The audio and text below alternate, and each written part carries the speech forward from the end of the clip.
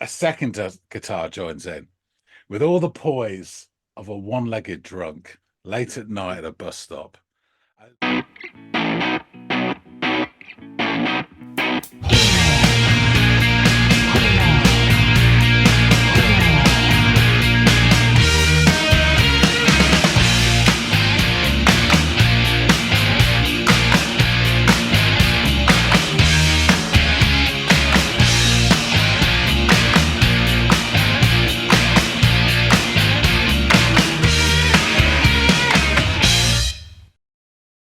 Hey, everybody out there. Welcome back to another episode of the Audiophiles. And it is a Friday installment here where we've got a viewer request on our hands.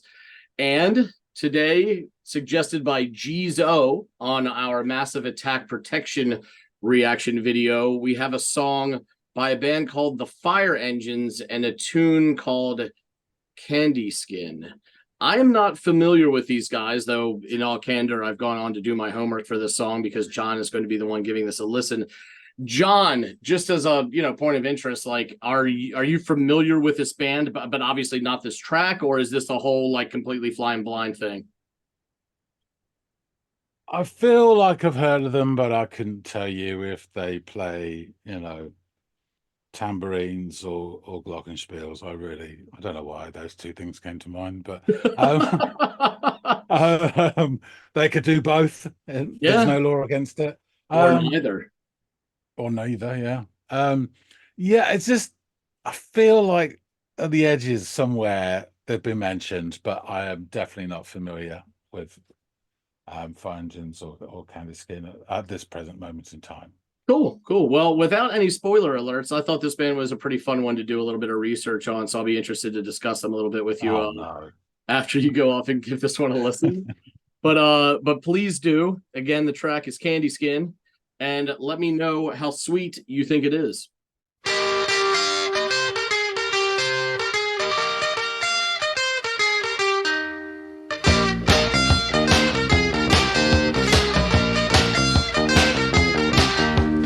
Candy skin, oh candy skin, who don't guess your luck? You don't want a velvet skin, oh candy skin, oh candy suck.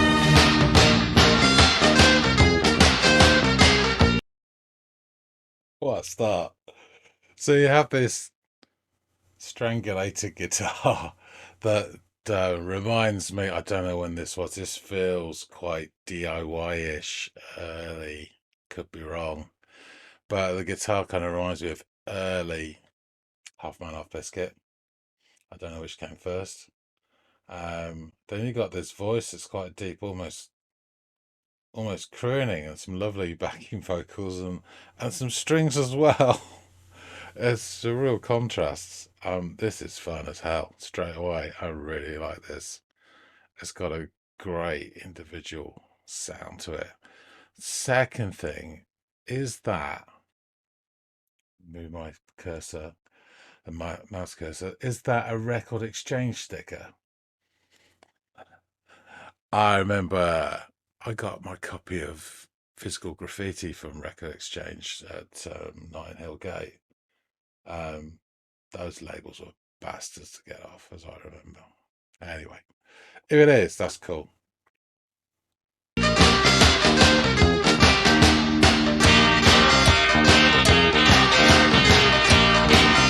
I like that second guitar. You don't have to bid me to make me know you're there. You just might have to bid me to make me know you really care. Oh, candy skin, oh, candy skin, who don't guess your luck? You don't want a velvet skin, oh, candy skin, oh, candy suck.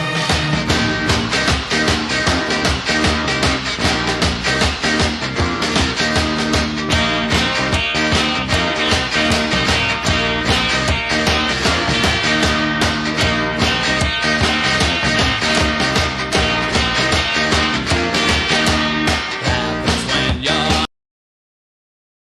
I'm halfway through already. Just to say, the drums, I don't know what the hell he's beating there. I think this is Thundercat's Lunchbox or something, but it's straight out of like the Mo Tucker School of Drumming. And I love it. That second guitar that came in sounded really awesome as well. And the more I'm hearing this singer, it sounds like really that that strange style that's kind of early 80s. Yeah. I'm trying to place this. Yeah, I could be totally wrong. It could have been like 2 years ago, but I don't think so. Um, oh, there's a thing there that says recorded. Is that 80? Oh. Anyway, um, yeah, I'm really, really liking this. It's so idiosyncratic. It's lovely. I'm not satisfied, I just don't wanna stay. Just press a button inside and make the noises anyway. Candy skin. Yes, your luck. You don't want a velvet skin, candy suck.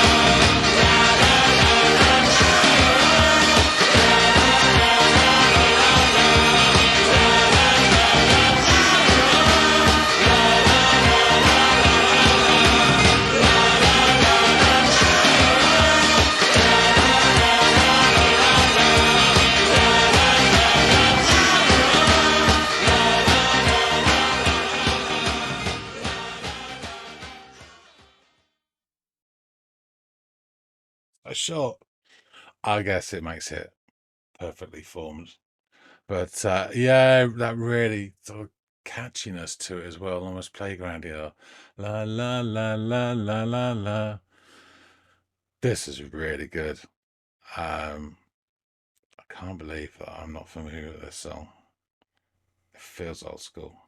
I know I'm setting myself up for looking at it, but it feels like it's back in the day. This really, really good recommendation. Yeah, I loved it, loved it, loved it. Um, it's archaic, it's DIY sounding, but has a little bit of sophistication to it. It's abrasive and it's charming at the same time. Oh, yeah, good, good stuff. Let's get back to Andy and find out a bit more about it. All right, returned. And what'd you make of this, in my estimation, interesting song? Yeah, okay. First thing, this song was a bit of a conundrum. It had lots of contrasts and contradictory elements to it. Secondly, I have heard the chorus bit, Candyskin.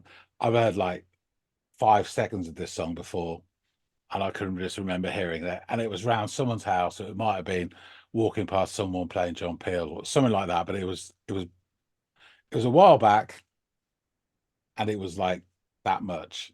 Okay. That's all. And I was like, oh, okay. So it wasn't, familiar to me at all. But I got to thinking about this, and I'll go into that later. So, yeah, very first thing you do when you get something like this, usually subconsciously, you ask yourself, what does this sound like? And the second thing your mind does is try and place it. Where does this fit in the whole historical sweep? Like pinning a point on the musical biotapestry. Is it where Harold gets shot with his in his eye with the arrow? And what point in musical history would that be? Would that be John Lennon's death? Not to make light of it, but Anyway, those were thoughts running through my mind. And then another aside, immediately I was looking at the thumbnail, which I thought was nice and indicative of a time. I noticed on there, which you probably wouldn't have done, somewhere in the graphics, there's like a little rectangle. with like grids on it. Mm-hmm. I'm pretty sure that's a Record Exchange sticker from the shop of that name. And I remember them because they always had this grid on, and the price for the record would be written in biro. And if you were lucky, you would then see it scratched out and it lower and lower and lower. And I do remember going there quite often. There's a few of them around. There was definitely one down at Notting Hill Gate, and that's where I bought my. I still have a copy of Physical Graffiti, so good memories of that. And I also remember the labels were a bastard to get off. They really were. Were super glued on. And then from there's a short walk, well, short in my mind. I haven't done it in a couple of decades at least. But through to Portobello was a massive market there. And on the way, right near the edge, there's Rough Trades headquarters, their record shop, which I always used to pop in, mainly because of the Smiths. But anyway, these all go through my mind. So the song starts and it has this strangulated guitar. And my first thought, this tone of this guitar sounds just like early Half Man, Half Biscuit. That, and I'm afraid I have to use the word cheap sound. And it kind of screams DIY and post-punk in the sense a little bit of the movement, but merely of the time. It sounds like just after punk, whatever music that people were doing. So yeah, that was really interesting. There's also this really basic beat, which again, Big Kind does not have the most refined sound to it. And this is all in the first like 3 seconds or so, and then the vocals come in, and his voice initially has this lovely deep, almost crooner's voice to it, and then immediately there's lovely harmonies behind it, and then just as I'm getting over that, shock, horror, gasp, some bloody strings as well. Now I have no idea where they came from. I'm just thinking that somebody got one of their instruments hooked on one of his granddad coats as he was walking past and dragged him along to the studio. And unless I'm easily fooled, which I am, they sounded wondrous and lush and real. I don't, they could have been patched in or whatever, but they sounded real to me. And I'm thinking, what the hell's going on? This is like Nigel Blackwell meets Yehudi Menuhin together at last in one record. It was just so odd. Yeah. So my head's spinning at this point. But what a start to a song. It's great. You have this abrasive DIY sound with these soothing harmonies and such a pretty melody as well. So yeah, I don't know what to make of this. And then after that sort of chorusy bit, a second guitar joins in with all the poise of a one-legged drunk late at night at a bus stop. Billy Collins does a great little skit about drunk guys in Glasgow. You have the one who feels like one of their legs is nailed to the floor and they're stomping in circles, going, "I have you!" All that sort of stuff. Anyway, that was the musical equivalent of this. He sounds like he's attacking the structure of the song via a workmate bench, and there's lots of power tools involved. And I have to say, I love it. It's brilliant. It is attack. It really is. It's great. The drums at this point become even more brutal and plastic sounding. I think I mentioned it on the reaction. I thought he was perhaps smashing the crap out of his Thundercats lunchbox. And he was definitely from the Mo Tucker school of aggression drumming. It was just, but again, it all worked. I mean, it just was appropriate. We get more warbling from the lead vocalist. And now, as the song progresses, you get that sort of break in his voice. I want it's like a vibrato, but it's that kind of sound, which again puts in my mind early 80s. And it was kind of British bands, post-punk, new wave, I guess, that were trying to sound like their clever American counterparts and not quite doing it. I mean, people trying to imitate David Byrne or Devo or whatever, and just not sounding anything like them, but trying to sound interesting and sarcastic at the same time. So the lovely strings then come in again, and they're like cotton wool and bandages to the brutal guitars. The harmony seemed to swell even more, like warm currents just lifting the song up. and the thermals. This song I found to be as catchy as hell. And just in case you didn't have the song imprinted into your head, they lead out with a caseload of la la la la la la's all the way to the end. I thought this was superb. It was small and perfectly formed. It was chaotic and charming. I loved it, and I'll be hunting this down for my collection. This is bang on. Yeah, this was really fun. I knew you were going to like it when I listened to it too. I was like, oh, this is one where John definitely got one of the nuggets for sure. Not that all these aren't great, these recommended songs. But this is up my alley. And now there's one other thing which I thought about just before I came back to you. Now, I went to see a band many years ago as they were starting out, and they're very small. I don't know, did bistros exist then? I think they did. It was like a wine barney, it's got a bistro place in St Albans, and I saw a band called Candyskins, and it was said in their blurb they were named after a song, and it just got me thinking. So I dug out one of their albums I got. There you go. Mm-hmm. And I'm just wondering if they are named, because I do remember them saying that they were named after a song, but I never properly heard this song, so I'm hoping there's a connection there. They were all right. They weren't brilliant, but they were all right. I got about 3 or 4 of their vinyls, but they were decent enough. Right on. Well, so there you go. That's another thing. To quote a British philosopher that I know, more on that later. So yeah, this was a fun listen for me too, man. I had a lot of and then when I dug into like who they've influenced and sort of that stuff, it all kind of made sense to me when I did the homework on this one. So let's dive into the band a bit here. They were a post-punk band, so nail on the head there. From Edinburgh, Scotland, formed in 1979. They consist of Davey Henderson on vocals and guitar, Murray Slade on guitar, Graham Main on bass, and Russell Byrne on drums. And the band name was inspired by a 13th Floor Elevator song. So interesting how, because as you kind of alluded to earlier, we're going to see history repeat itself. The Fire Engines were an influence on many bands themselves that followed, including Franz Ferdinand and The Rapture, with Meat Whiplash and the Candyskins both taking their name from Fire Engine songs. So there you have it. The band's early live shows rarely lasted longer than 20 minutes, which I found charming in and of itself. Yeah, they might be post-punk, but that's the punkish part of them, right? Like a 20-minute set list. That's it. That's the Jesus and Mary Chain, same thing. Yeah. 15-minute sets, yeah. Right, in and out. Wham bam, thank you, man. 2-minute songs, about 4 of them. So Henderson said of those early shows, we played to our strengths, which were minimal. But somehow, as a band, I laughed at that. But somehow, as a band, it worked. We never played chords, and Russell didn't use cymbals or even hi-hats. It was very violent, although no one got hurt. Pure aggression, attitude, and hate was what it was.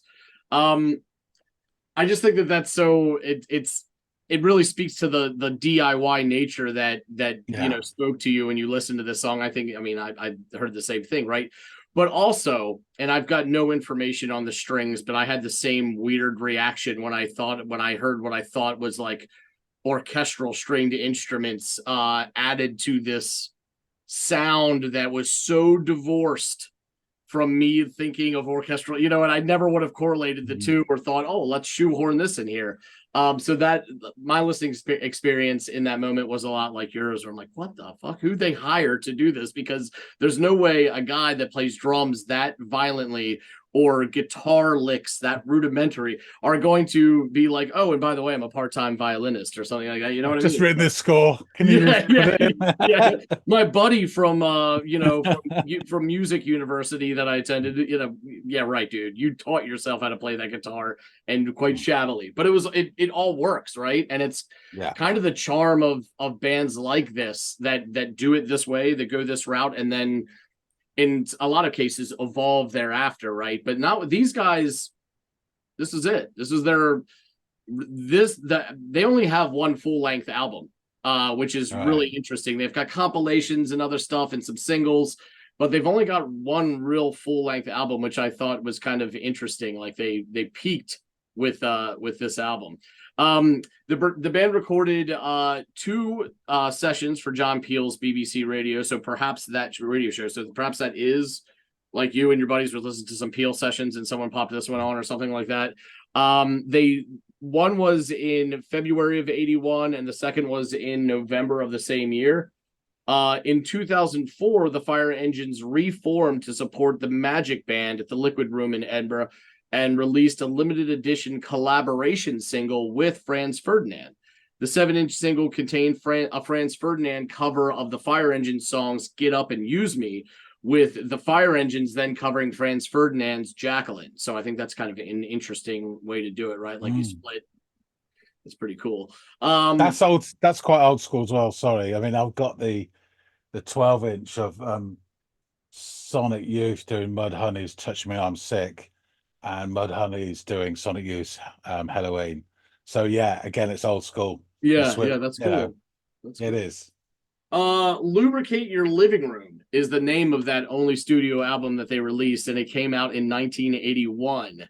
And a little bit about that album. James Robert of Rough Guides described the album's musical style as discordant, harsh, rhythmic noise funk, and against the grain. He also felt that the album combined the manic repetition, angularity, and speed drive of the New York City scene from several years earlier, as opposed to the British punk scene at the time. Inez Ricci of Louder Than War described the music as improvised pieces of muzak and felt the album had more in common with contemporaneous instrumental dub albums from Kingston, Jamaica, and the instrumental extended disco remixes that were emerging from nightclubs, including the Danceteria in downtown Manhattan, than it did any other music at the time. Colin Larkin of the Encyclopedia of Popular Music would go on to say the album is a barrage of awkward, angular funk guitar riffs. And speaking to NME in 1981, Davey Henderson of the band said, "It's not actual songs. It's just something else to do. It's not some big important thing. It's just a record. It's to be fucking played." Their most successful, he gets right to it, doesn't he? Their most successful single was Candyskin, released in 1981, and it was actually just released as a single. It didn't even feature on the aforementioned album that they put out. So far as I know, Jizo or anybody else in the listening audience, fans of these guys, fill in the gaps, because as we said out of the gate, we're not really familiar with these guys. This is just me doing some homework in the afternoon. So please, if we're wrong, correct us, or if there's any information that I've omitted, please feel free to add it, because it's really interesting stuff.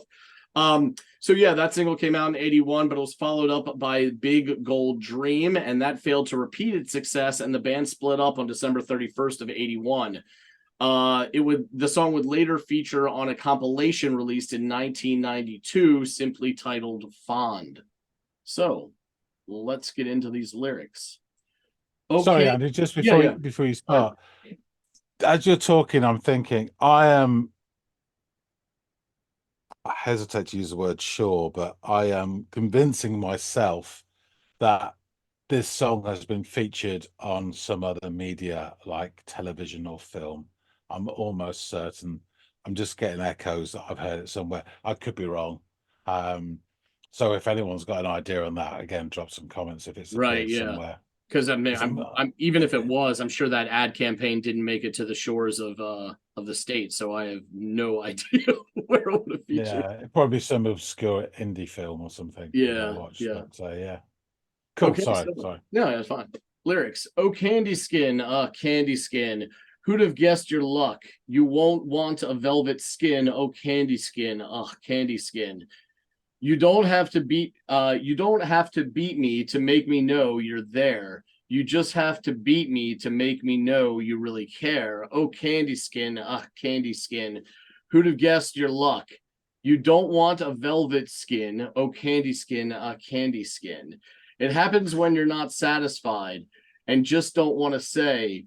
You just press a button inside and make the noises anyway. Oh, Candyskin, Candyskin. Who'd have guessed your luck? You don't want a velvet skin, oh candy skin, oh candy suck. It's interesting. But yeah, don't know what the song is about. There was no information I could find anywhere. It sounds perhaps a little sexual in nature, but that's all I could really pick up from it. But it is fun and it is interesting. And you said you're going to go out and try to find this this album and perhaps the single on which the song features. I'd like to listen to more of this stuff too, just because of like I really enjoyed Franz Ferdinand stuff, and I like that genre of music, especially their earlier stuff. So it'd be interesting to know what their other tracks sounded like and how bands like them could be influenced by this sound. I can see glimpses of it in the weird noodly guitar nature of the riff throughout this song. But it is kind of interesting to find these gems. So I'm, Gizo 000, thank you for offering this one up. I really enjoyed giving it a listen. I think it's pretty clear John did as well. Yeah, definitely. I think from the reviews you were sort of mentioning there, they were honing in on this sort of angular guitar and elements of funk. That screams to me, without having heard the album, that screams to me a Gang of Four. Yeah, I can and see again, that. you can draw a straight line from Gang of Four to Franz Ferdinand with lots of filters in between, this being obviously one of them, which again piques my interest even more because I like Franz Ferdinand, the early stuff, a lot. I adore Gang of Four, so something that's in between, it's got to be interesting. He says, I don't know how much this is going to cost, so we'll wait and see. Yeah, that's a good point. It seems like probably would be a rare find, but all right, yeah. But the hunt is on, as they say.